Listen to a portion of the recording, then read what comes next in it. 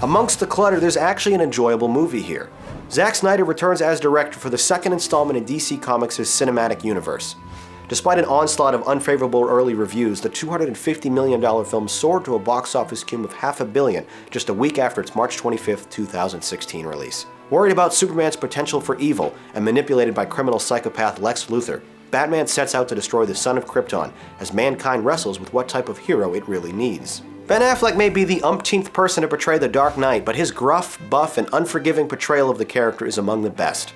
And physically speaking, his chiseled physique and 8% body mass help him look closer to the Caped Crusader than all previous live-action players. I'm not sure we needed to see Bruce Wayne's parents get murdered yet again, but at least the treatment seems faithful and respectful to the crime vigilante. Henry Cavill returns as the Man of Steel, and while he's still a far cry from the warmth of Christopher Reeves, he is convincing enough as the misunderstood alien hero.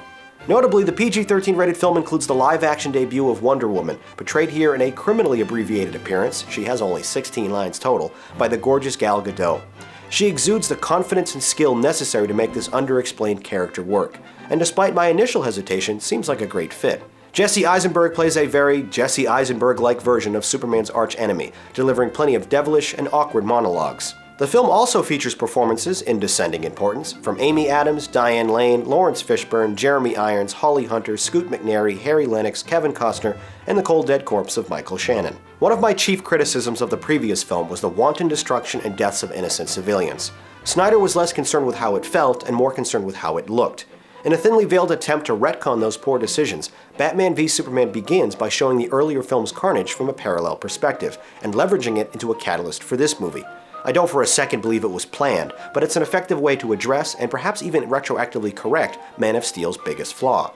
With that in mind, Snyder makes extra sure, with 3 separate, plainly spoken lines of dialogue, that all of the destruction in this movie happens in uninhabited or abandoned areas of the city. As the screenplay silently suggests, "Are you happy now?" Speaking of violence, the titular fight is a real showstopper, and everything fans have wanted to see for years. A truly captivating live-action bout between Gotham's Bat and Kal-El. Borrowing choreography from the Arkham Knight video games, this centerpiece battle is well shot and easy to follow. Seeing Soup's unlimited power finally being tested by Batfleck's impressive arsenal of gadgets is worth the price of admission alone.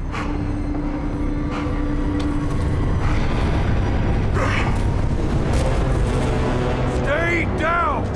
If I wanted it, you'd be dead already.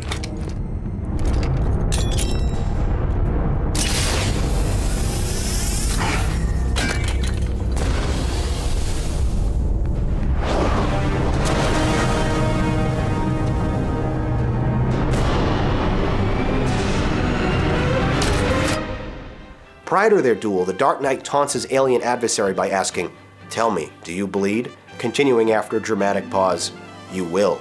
The way in which their duel resolves itself, however, is an extraordinarily silly deus machina. BVS DOJ is a dark film, and I don't just mean thematically. Nearly the entire picture is poorly lit and desaturated.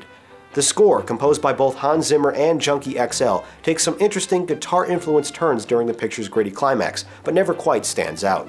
Following the finale, the bloated film continues to slog on with a seemingly never-ending coda, which drops even more hints to future sequels. The film's 2 main characters aren't simply comic book icons, but icons of the 20th century, rebooted, reimagined, remade dozens and dozens of times since their inception almost 80 years ago. But like it or not, Warner Bros. Is hell-bent on restarting them yet again, forcing audiences to sit through lots of tedious world-building. Like a totally distracting and shoehorned sequence where Godot just watches video clips of future characters. For crying out loud, Cyborg isn't even slated to get his own picture for another 4 years.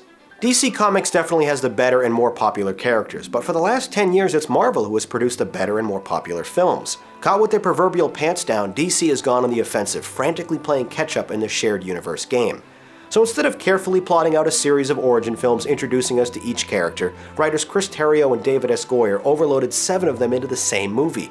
I mean, is this a Batman movie, a Superman movie, or a Justice League movie? Because the title literally mentions all 3. DC Entertainment has such a hard-on for crafting this new multi-picture franchise they forgot the rules of fundamental storytelling. But if you remove all the distracting Justice League Wonder Woman elements and pare down the first hour considerably, there is actually an interesting story buried within. But even with its extremely generous 2.5-hour runtime, this washed-out film feels choppy and unfinished. For better or worse though, audiences don't seem to care, as Dawn of Justice set the record for biggest opening weekend of any superhero film. Perhaps the huge slate of upcoming DC features will settle down and stay more focused, but I'm honestly no longer excited for any of them. I will say, however, that if rumors about Affleck directing his own solo Batman movie are true, I would be there on opening night. Dealing with trust and intentions, this picture examines how famous heroes deal with real adversity, and it gets a few things right in that department. Comic book fans will probably enjoy this on at least one viewing, but its divisive reputation is unfortunately well earned. Batman v Superman: Dawn of Justice is a detrimentally ambitious mess void of charm or cohesion, but it somehow delivers some exciting action. Now that I'm finished with the longest review in movie night history, let's review some of your thoughts.